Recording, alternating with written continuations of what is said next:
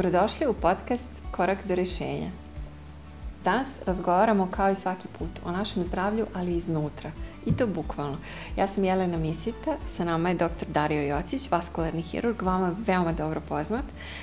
I pričamo o tome kako izgleda naše vaskularno zdravlje. Zavirujemo ispod kože, pričamo o temi šta je to što mi sami možemo da uradimo i da li se zdrave vene, doktore, dešavaju slučajno.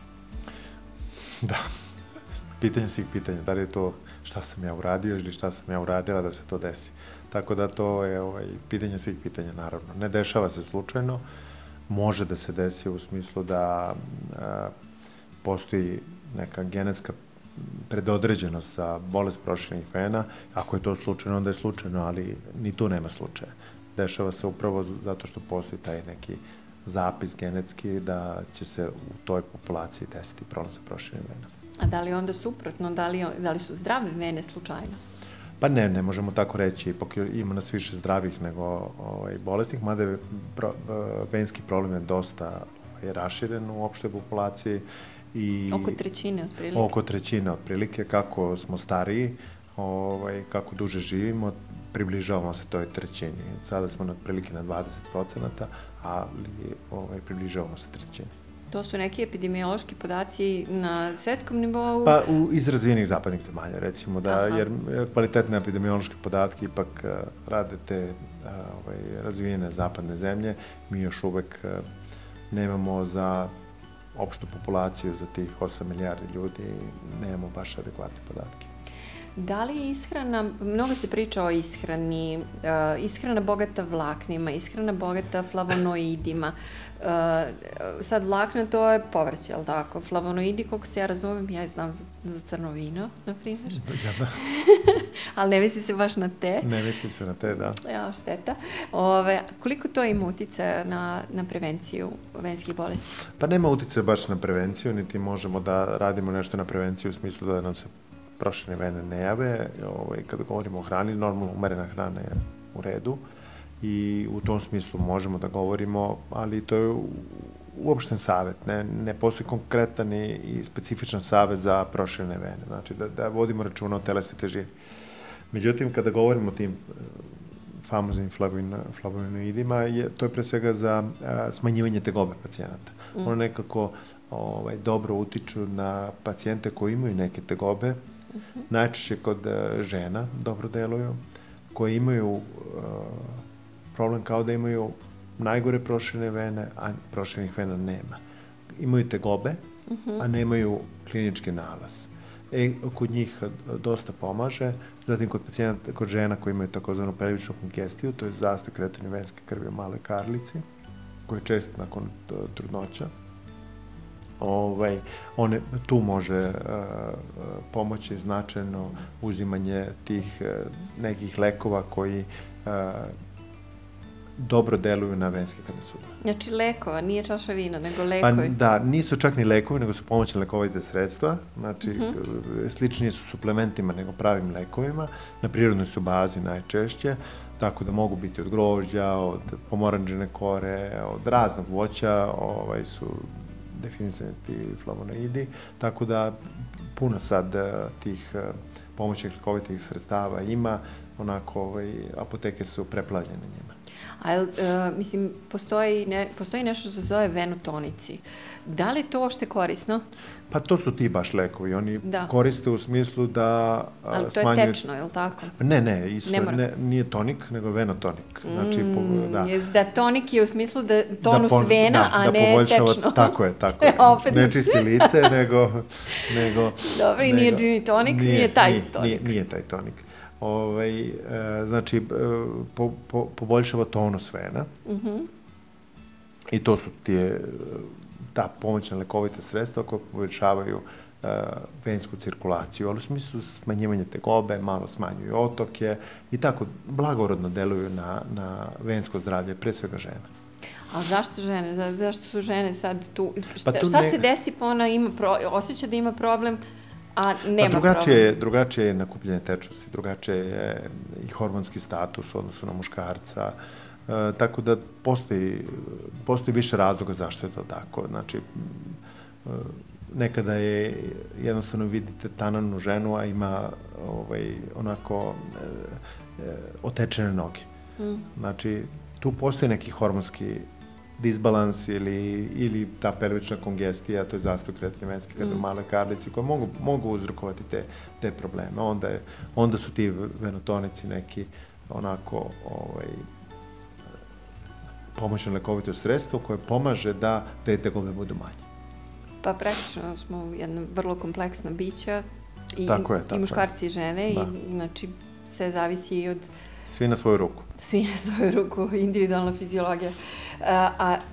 Samo da s tim zaključimo temu hrane. Hrana, dakle, ne može da spreči proširene vene, a može da ih napravi od težine. Može, puno hrane. Puno hrane može da napravi proširene vene. Čak i pacijenti koji imaju onako morbidnu gojaznost mogu imati kliničku sliku i venskih hrana, a da im ultrazvučni nalaz bude potpuno uredan. Znači, imaju znake te venske insuficijencije i venske rane, a nemaju proširene vene. Znači, toliko može da napravi problem.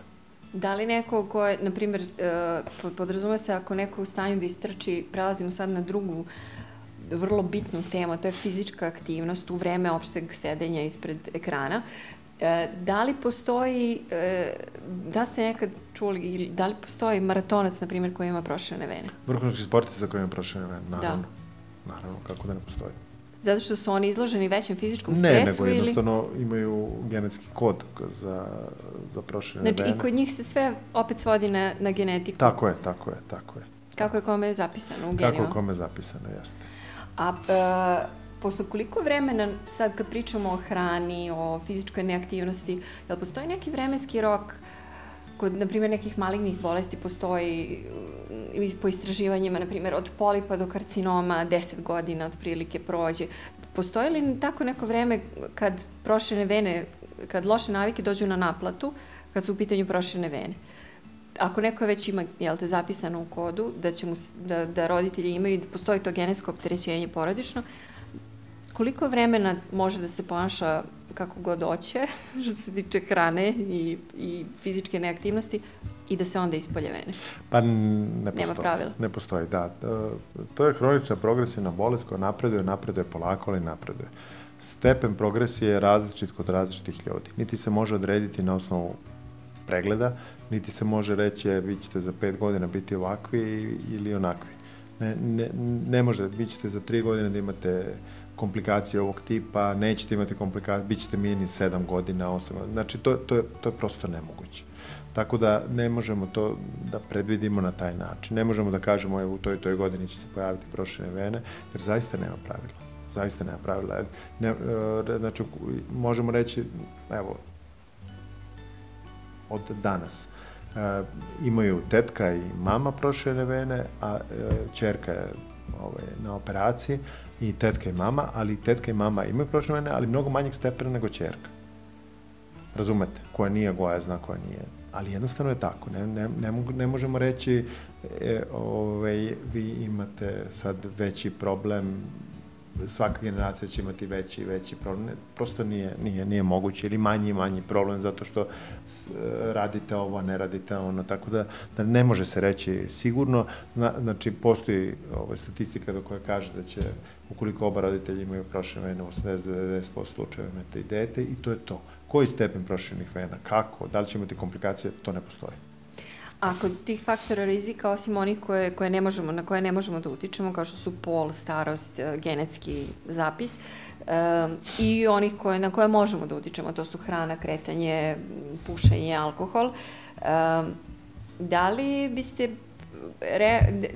koliko sam razumela, isključivanjem ovih faktora na koje možemo da utičemo, svakako ne možemo da isključimo mogućnost javljanja proširenih vena. Ne može. Znači, to nije on-off, to je više potencijometar. Smanjujemo i povećavamo šanse. Tako je.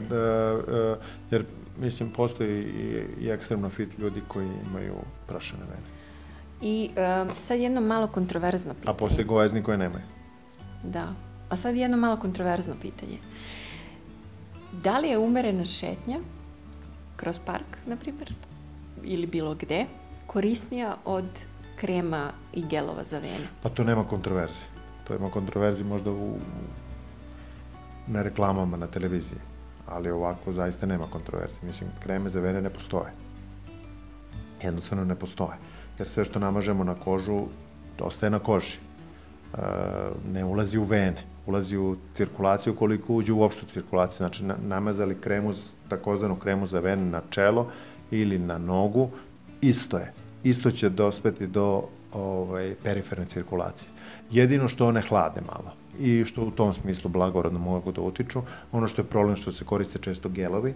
Gelovi isušuju kožu i oni su problem. Jer oni pogoršavaju simptomatologiju i promene na koži zbog proširenih vena. Posebno ako postoje kožne promene. Znači, gelovi ne bi smeli da se koriste, nego bi trebalo da se koriste neutralne kreme. Pre svega neutralne kreme za negu kožu. A gel ili nešto što hladi će pomoći isto koliko je hladna obloga. Tako da nije potrebno uzimati preskupe kreme ili gelove za vene koje to i nisu realne. Čekajte pa lako. Znači, ako ja sad vidim ovde venu i namažem kremu... Ne morate da vežete, da uopšte gledate venu. Znači, šta god...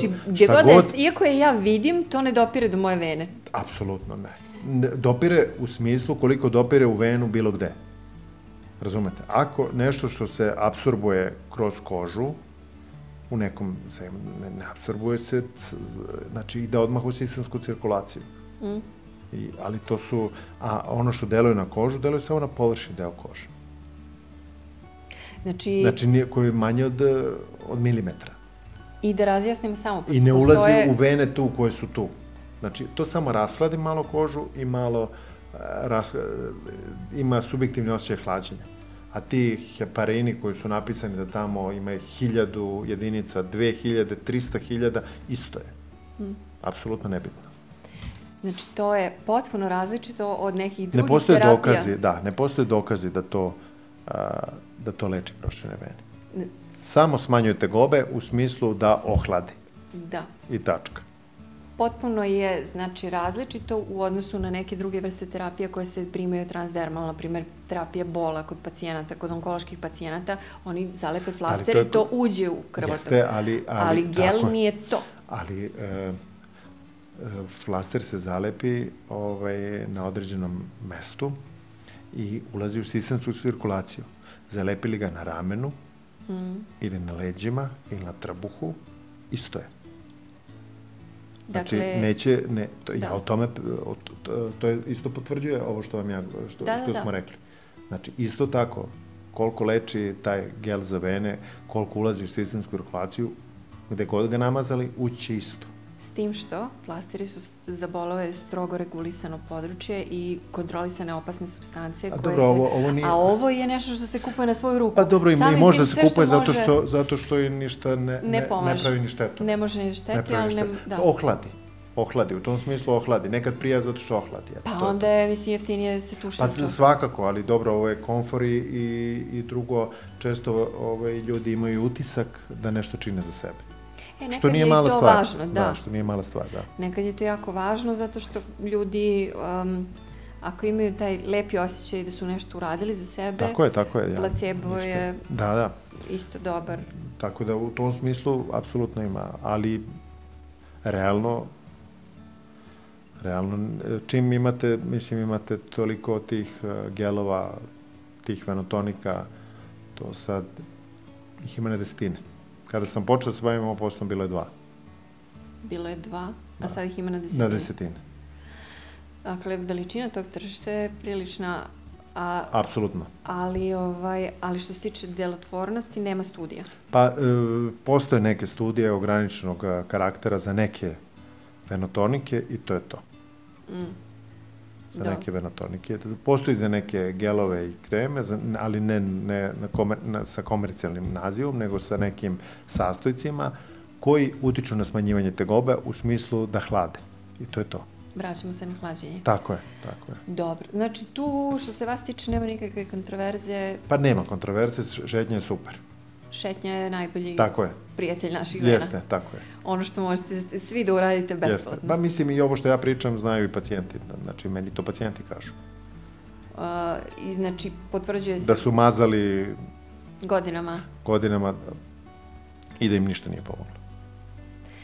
Dobro, i samo za kraj recite, ako sad pogledate unazad, cijelo vaše iskustvo sa lečenjem vena i te ograničene mogućnosti koliko možemo mi sami da utičemo na, bilo na to da se bolest prvi put ispolji ili na to da bolest napreduje. Kad pogledate sve to unazad, da li dajte nam neku nadu, jel vredi da se bavimo prevencijom uopšte, ako ne možemo da utičemo? Naravno da vredi, znači ne treba se prepustiti. Naravno da vredi. Svakako je važno da ne budemo da se bavimo fizičkom aktivnošću. To na kraju i ja se trudim da to praktikujem, tako da vredi. Vredi, iako je rezultat neizvesan. Pa dobro, izvesno je da ukoliko to ne radite će biti loše. Dobro. Tako da, znači, ali ovako imamo šansu, jer da svakako su istraživanja pokazala da ukoliko imamo više mišićne mase, da ćemo duže živeti, da su neke stvari čak, da je mnogo važnije da imamo razvijenu mišićnu masu nego da ne pušimo. Razumete? Jeste to kontraverza takođe, ali neke stvari su zaista jako bitne. Jako bitne. A to je da budemo fizički aktivni.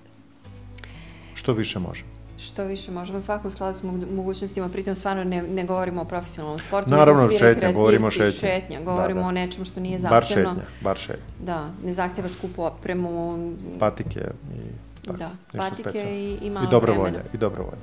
Pre svega dobra volja. Veliko hvala. Znači, bolest se ne dešava slučajno, ali ni zdravlje se ne dešava slučajno.